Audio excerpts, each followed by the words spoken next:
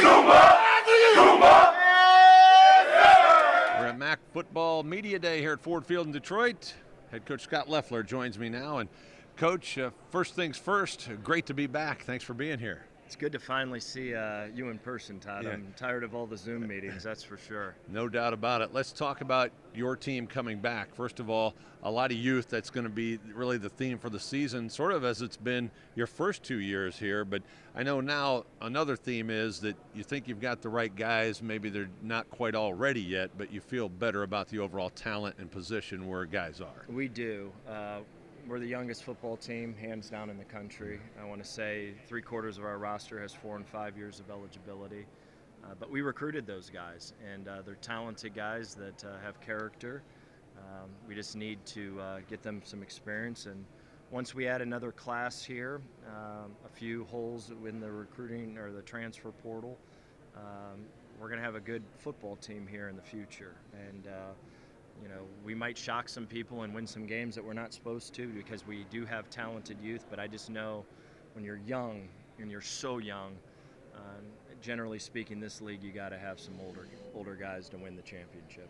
Well, you do have a returner at quarterback. Mac McDonald is back. I know last year he took his lumps figuratively and literally, even though it was only a 5-game season. Right. He might have compressed 2 seasons of lessons into 5 games. Oh my gosh, our whole room did. And like I've said is, I've coached some really good players, and they've always had a year like that. And the thing that the whole group learned is, we weren't ready to protect him. We weren't ready to run routes. We weren't ready to do this and that, but he went outside the box and tried to make up for our mistakes. And when you do that, you're not going to be very good at that position. So a lot of life lessons occurred in there. He had surgery.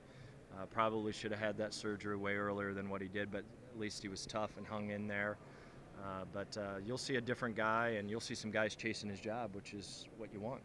Let's talk about the O-line briefly.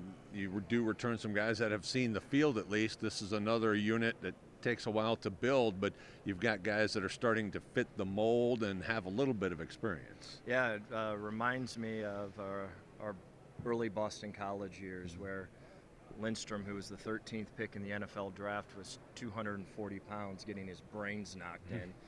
And the next thing you know, he gets bigger and stronger. I know our right tackle's over 300 pounds now. He played at 250.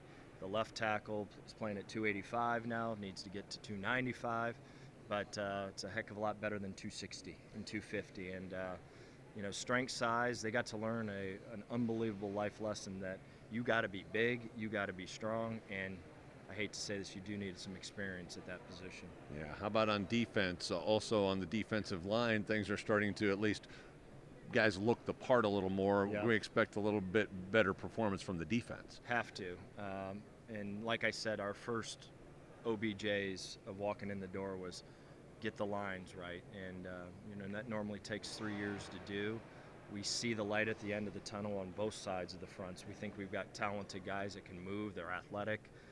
They need to get bigger, stronger. But with a little experience and a little bit more time, we can now go get skilled guys that can score, skilled guys that can cover, and then you have a solid football team again. Speaking of skill guys, wide receivers, tight ends, running backs, not a lot of experience there as far as looking at stats on the stat sheet, so some new faces there. A lot of them, and we think our youth at our tight end is right. We think that we've got some really talented guys. We think we've got some guys that can play multiple positions.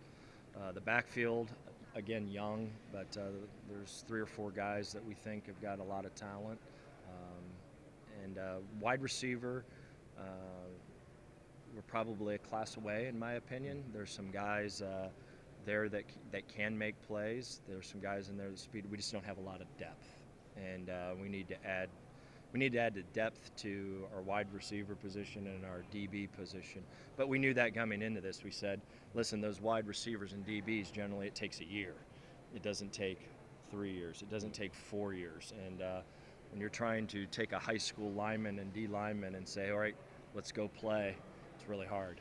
And so that's been the philosophy, is get the big guys right. Coach, talk about upcoming camp. I know that with so much youth and inexperience, you probably want to get some reps in, but you're hemmed in a little by the rules, of course, and Yeah. also you want to stay as healthy as possible. So a bit of a tightrope act here for you. It really is.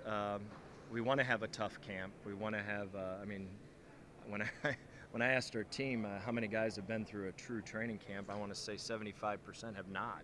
This is their first time ever going through a real training camp, and we all know how that first training camp is. It's you start seeing the devil about week 2. I mean, you do. They start waking up at 6 o'clock in the morning going, I want to go home as fast as I can. But we have to find a way, because we're so young, to teach them toughness, get through a tough training camp, but get them to the season. Because we need these 12 weeks not only to compete, but to improve. We need every single rep during the season to make a big jump in our program. And we don't want to have 15 guys, standing on the sidelines. Coach, as always, appreciate your time. I wanted just to ask real quick about the difference of seeing cardboard cutouts in the stadium this past year and now seeing people. Here, let me do that on camera. All right. Coach, before we go, going to be nice to see actual bodies in seats at the Doit instead of cardboard cutouts or just empty seats, right? I never thought, and I never could imagine ever that we would be talking about cardboard cutouts and no fans in the stands. One time in my career, we had nobody in the stands, and it was Virginia Tech on a Friday night versus North Carolina State. Packed house, loaded, rocking and rolling. A major storm came in, and we went out and played the first 7 minutes without fans, and it was the most eerie thing known to man. And it's probably going to now turn eerie to have people in the stands. We're so used to not having anyone in those cardboard cutouts, and I saw you out there. You were looking good in that cardboard. So, Well, hopefully we'll have a full house when the Falcons open the season at the Doit. I'm pretty sure we'll have a lot of people in Knoxville when you open against yeah, Tennessee. it'd be great. Yeah, it'd Coach, be good. appreciate your time. Thanks for joining. Thanks, Todd.